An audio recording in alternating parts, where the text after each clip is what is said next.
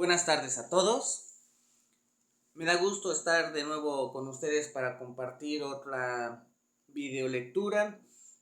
Soy Edgar Hernández y esta vez leeré el ensayo psicofilosófico sobre la homosexualidad en la niñez y la adolescencia ante la sociedad, escrito en un seminario de la maestra Aida del Refugio de Blas Rangel en la maestría de Psicología Clínica, a la que le envío un afectuoso saludo hasta la ciudad de Torreón, Coahuila. Ciertamente en este tema nos hace falta mucho por recorrer. Sin embargo, lo responsable como profesionales de la salud es tratar este tema de la homosexualidad con libertad y generar foros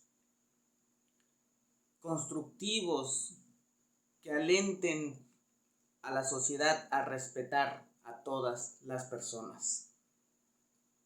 Este ensayo se creó con algunas fuentes literarias e informativas a las que daré lectura por derechos de autoría.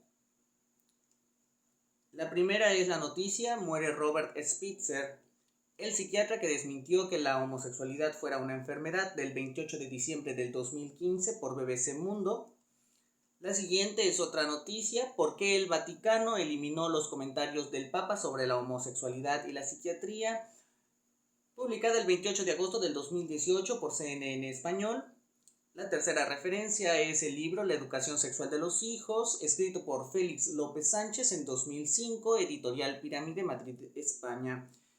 La siguiente referencia es un artículo titulado El concepto de familia en México, una revisión desde la mirada antropológica y demográfica, de la revista Ciencia Ergo Sum, número 23, escrito por Reinaldo Gutiérrez Capulín, Karen Yamile Díaz Otero y Rosa Patricia Román Reyes en el año 2016. La siguiente referencia es un libro titulado Ética a Nicómaco, de Aristóteles, en la versión española por Antonio Gómez Robledo, editorial Porrúa, páginas 133 y 176. La última referencia es el libro La adolescencia normal, escrito por Arminda Verástegui y Mauricio Nobel, específicamente en el capítulo Normalidad y Patología en la Adolescencia, de la página 35 a la 109, capítulo escrito por Mauricio Nobel en 1988, editorial Paidós Educador, Ciudad de México, México. Pues bien, voy a dar lectura al ensayo. Despertamos a diario en un mundo que no se detiene a preguntar el porqué de las cosas. Algunos, los que aspiran a hacer ciencia, se interesan en el cómo. Otros, los que intentan despertar de los sistemas sociales, conciben el para qué de las cosas. Pero la generalidad de las personas vive en el empirismo puro del qué, en un básico y vulgar qué, envuelto en la intrínseca, progresiva y antiquísima cualidad antropocéntrica de todo ser humano, el egoísmo, que justifica iniciar un ensayo sobre la homosexualidad en la niñez y la adolescencia, haciendo una crítica a la naturaleza del ser humano. La respuesta se encuentra en la incesante lucha social de la comunidad homosexual para naturalizar lo que fue denominada una perturbación sociopática de la personalidad. Las y los homosexuales, en su relación con la sociedad, viven bajo un juicio constante del qué vulgar, construido por conocimientos no científicos, por lo tanto no éticos, conocimientos construidos a partir de lo que llamo las 3 S del error científico: sensacionalismo, superficialidad y subjetivismo. El uso excesivo del método deductivo en la nueva ciencia, provoca la continua negación de casos particulares, que en su conjunto podrían sostener nuevas teorías científicas que trasladen los nuevos casos al plano ético. Para ello necesitamos profundizar en el análisis de hechos cotidianos, experiencias personales y pensamientos colectivos, aplicando el método inductivo, la asociación creativa y la síntesis imparcial, para que en lugar de clasificar individuos como patológicos desde la perspectiva de teorías ordinarias generadoras de minorías, definamos nuevas condiciones humanas que, aunque desde siempre han estado allí, se harían visibles por medio del ejercicio científico. De esta forma, las nuevas comunidades sociales serían admitidas en la sociedad del marco ético, salvándolas de las consecuencias de la segregación. Paradójicamente, el concepto de minoría homosexual parece refutar el existencialismo de las personas homosexuales. Situar continuamente el término minoría en este contexto refuerza las viejas actitudes de los médicos y psicólogos que discutieron por muchos años la homosexualidad como un conjunto de eventos patológicos, actitudes influenciadas por los momentos históricos de la humanidad y de la cultura, que expresaban una visión pseudocientífica y quedaron atrapados en la crónica moralidad de la ciencia. Por tanto, la idea de la homosexualidad como patología basada en una convención social, al final se ve debilitada y da lugar a la interpretación de la homosexualidad con base en la funcionalidad y el bienestar, lo cual deriva en la aceptación de la homosexualidad como una condición humana. Un trastorno médico debe estar asociado a angustia subjetiva, sufrimiento o discapacidad de la función social, dijo Robert Spitzer, quien fuera considerado padre de la clasificación moderna de enfermedades mentales, mismo que jugaría un papel fundamental en el desarrollo del manual diagnóstico y estadístico de las enfermedades mentales. Esto sucede al observar con detenimiento que la angustia del individuo homosexual tiene su origen en los mecanismos esquizoides de la sociedad que lo apartan y no en la naturaleza de la conducta en sí.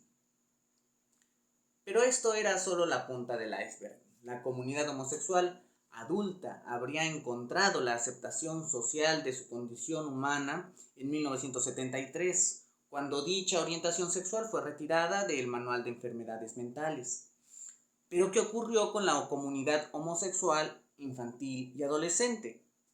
La moralidad científica siguió existiendo tras ignorar el porqué de la homosexualidad adulta. Hago esta pregunta. ¿La búsqueda y la educación de la orientación sexual debe estar sujeta a los fines naturalistas de la reproducción humana y la satisfacción de la trascendencia parental? La magnanimidad de la imparcialidad científica que le compete solo por ser ciencia daría espacio a una creciente interpretación de la homosexualidad como parte de la naturaleza humana que comprende todas las etapas de la vida. Abordar el tema de homosexualismo a lo largo de toda la vida como una condición humana real y vigente es lo más responsable y debe ser estudiado considerando una sola teoría global de la génesis del homosexualismo, que involucre las tres esferas que influyen en su conformación del individuo. La primera es la sociogénesis, la sociedad como pilar de la civilización. La segunda esfera es la familiogénesis, la familia como pilar de la psicología individual. Y la tercera es la psicogénesis, la mente como pilar de la existencia humana.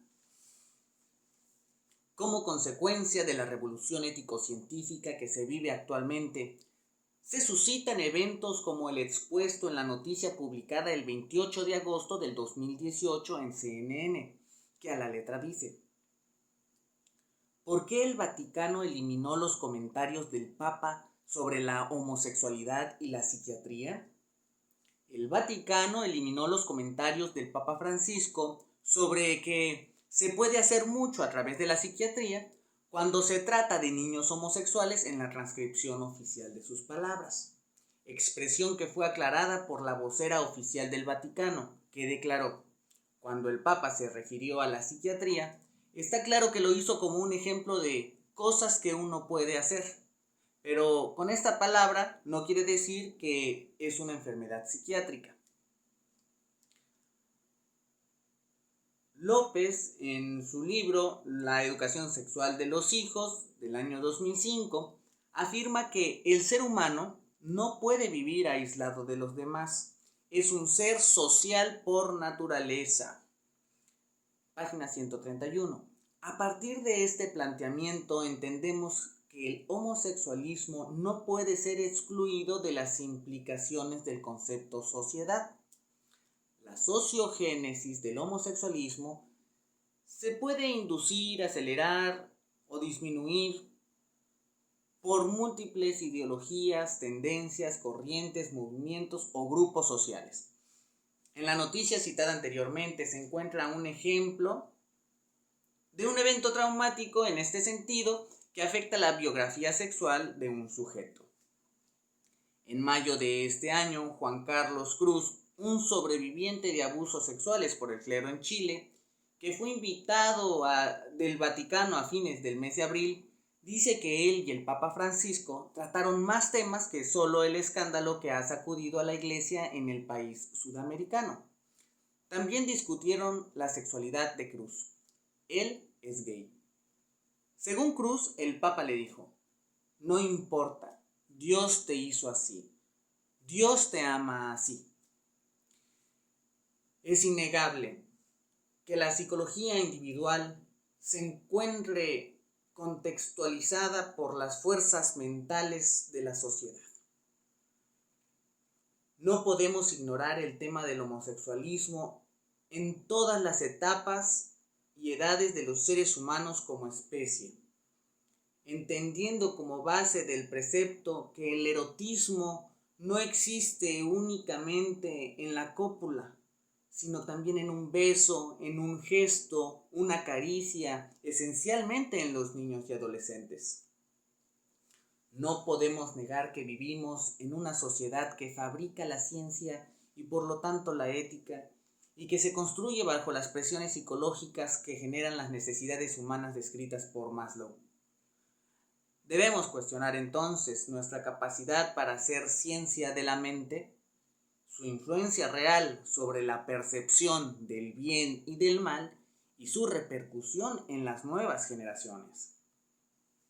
Gutiérrez y colaboradores, 2016, señalan que los problemas sociales no reconocen las fronteras disciplinarias impuestas por la ciencia, la antropología social y la demografía. Página 1.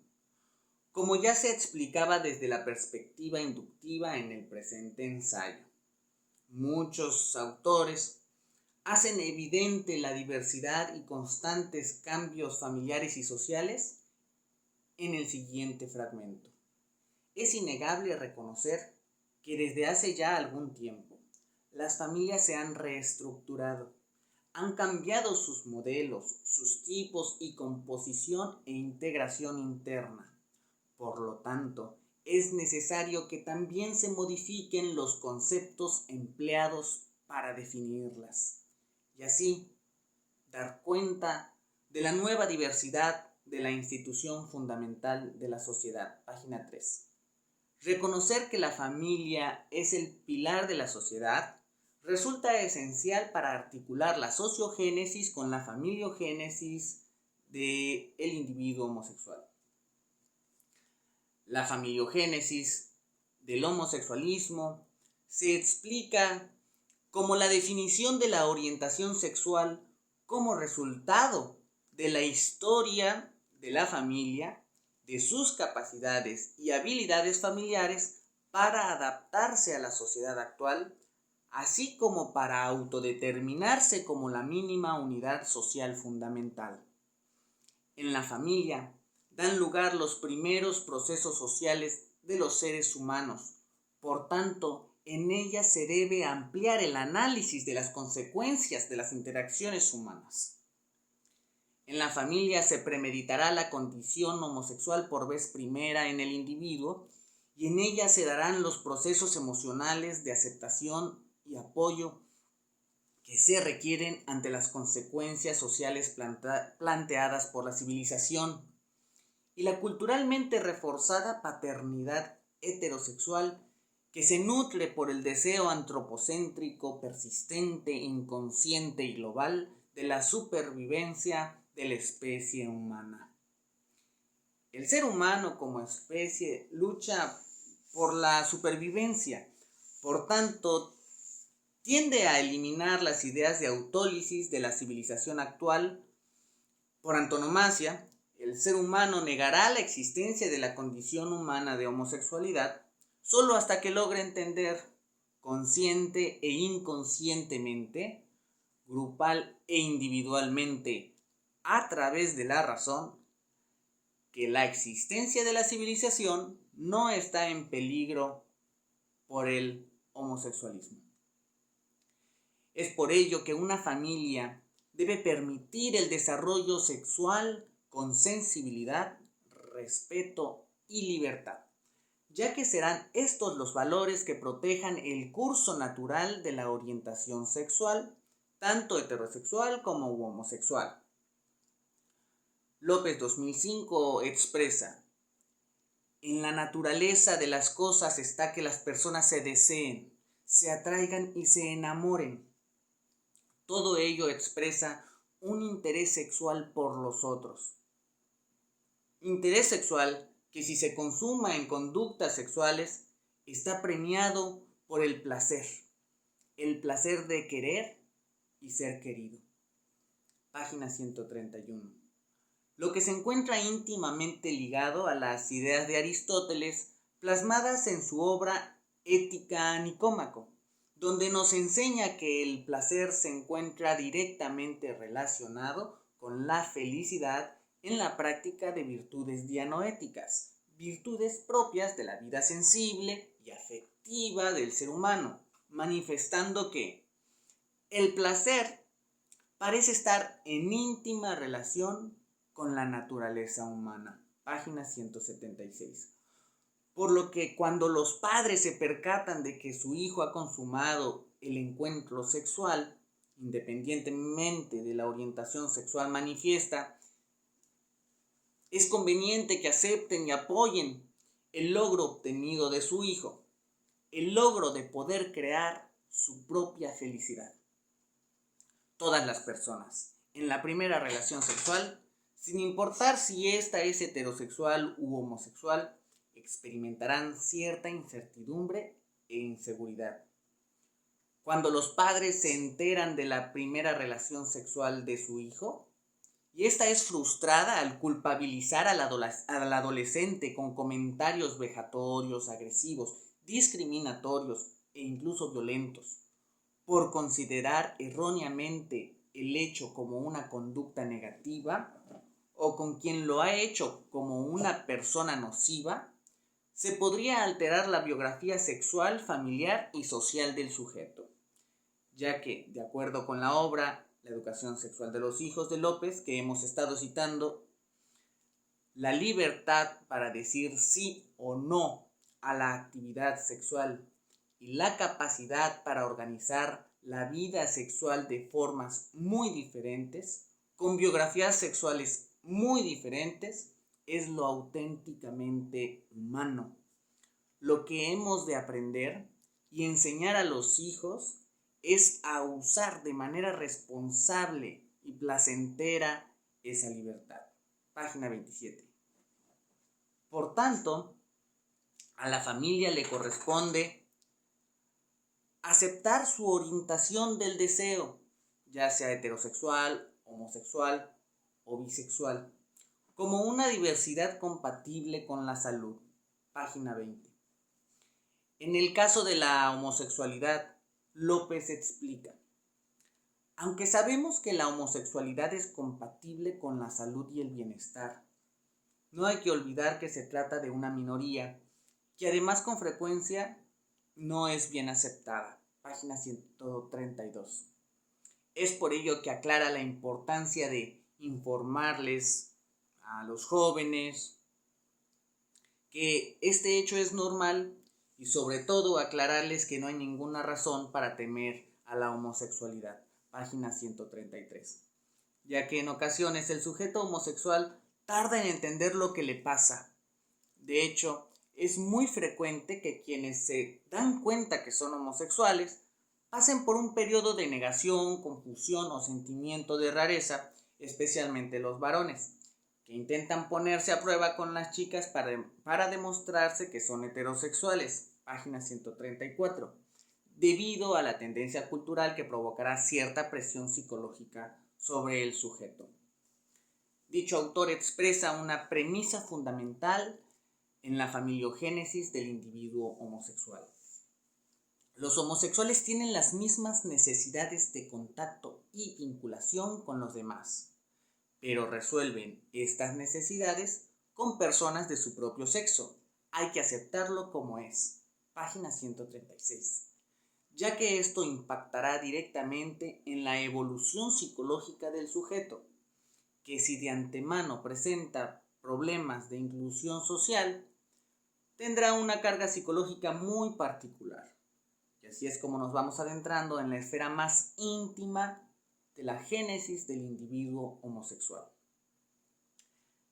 La psicogénesis del proceso de consolidación de una personalidad homosexual se explica a través de la teoría de un complejo de Edipo no resuelto, con su consecuente fracaso caracterizado por la perpetuación o cristalización de la fantasía incestuosa con su padre o madre respectivamente, y por lo tanto un sentimiento de culpa en las relaciones heterosexuales. En complemento, los esclarecimientos de Mauricio Nobel en 1988 manifiestan que la falta de figura paterna hace que tanto el varón como la mujer queden fijados a la madre. El varón, al no tener una figura masculina con quien identificarse por déficit o ausencia de figura paterna, tratará de buscar esa figura toda su vida. Búsqueda del pene que da potencia y masculinidad. La niña queda fijada a la relación oral con la madre y en el contacto piel con piel, reprimiendo y negando las posibilidades de una relación con un pene por la inexistencia del mismo en sus tempranas relaciones objetales. Nobel sostiene que la raíz de la homosexualidad, que suele darse transitoriamente como una manifestación típica de la adolescencia, es preciso buscarla en la circunstancia de que el padre no asume sus roles o está ausente. Entonces, tanto el varón como la niña van a ir a la homosexualidad, porque ambos quedan así obligados a mantener la bisexualidad como defensa frente a la fantasía incestuosa. Página 84. Sin embargo, estas teorías psicoanalíticas son las que dan explicación al homosexualismo como una entidad, si no patológica, anormal, y complican la aceptación de la comunidad homosexual en una civilización de cambios constantes. La existencia inocente del homosexualismo en la sociedad sería uno de los tantos cambios ocurridos en la especie humana a lo largo de su historia. Es irrisoria la pugna social del homosexualismo normal, cuando en realidad solamente existe sin normalidad y sin anormalidad. Toda represión finalizará en proceso de autólisis social. por medio de acciones desproporcionadas a la realidad por parte de ese grupo discriminado. No busco con este ensayo descartar las explicaciones del psicoanálisis en el homosexualismo, pero sí argumentar que son explicaciones psíquicas aplicadas al individuo y no a la sociedad como colectividad, teorías que no recurrieron a la psicología social. Por eso planteo que la condición humana de homosexualismo es parte de un todo, una consecuencia social, incluso un efecto evolutivo, aunque no lo parezca, que debe de suprimir el término anormal, incluso desde la niñez y la adolescencia. Si queremos evolucionar, tenemos que adaptarnos al cambio, un cambio que la misma civilización ha forjado. Todo tiene un precio y no siempre será sintónico con la moral actual. No queramos simular que el ejercicio del poder de los seres humanos no ha tenido sus consecuencias en la psicología social. Entiéndase, pues, la tendencia homosexual como una analogía de la adolescencia. Es decir, entre menos se acepte al adolescente en la familia y en la sociedad, mayores serán las consecuencias de los mecanismos esquizoides que segregan dicho grupo, como el alcoholismo, la drogadicción, el embarazo adolescente, etc. De igual manera, la población homosexual, si es discriminada, como civilización pagaremos las consecuencias. El suicidio, la drogadicción, las infecciones de transmisión sexual. Es decir, veremos realmente una disminución en el bienestar social y entonces sí, estaremos enfermos. La búsqueda de la salud pública, quiero repetir esta frase porque es fundamental. La búsqueda de la salud pública requiere que todos como sociedad nos involucremos estableciendo redes de apoyo que borren el sentimiento de lucha por la naturalización de la conducta homosexual, permitiendo la funcionalidad total desde la niñez hasta la adultez, incluso en la vejez. Los niños y adolescentes homosexuales o aquellos que tengan esta tendencia conductual durante el proceso de conformación de su personalidad no requieren de teorías que justifiquen la existencia patológica del homosexualismo, que les permita autodiscriminarse por la sensación de estar fuera de la ética de la presente civilización, sino por el contrario, teorías que permitan su admisibilidad como comunidad que surge en una civilización cambiante.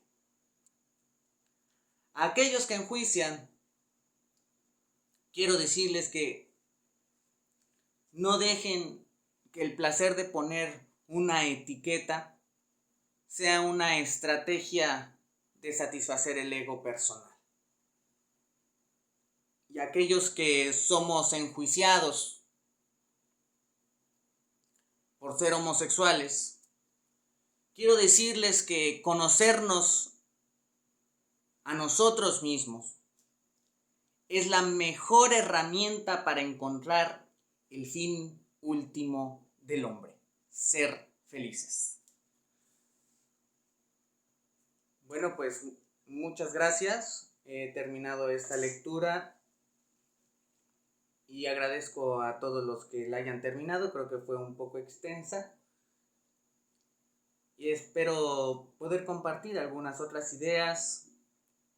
Y cabe mencionar que todo esto que digo lo digo con el mayor respeto a todas las personas, respeto la diversidad de pensamiento, respeto y tolero las críticas, las ideas, los debates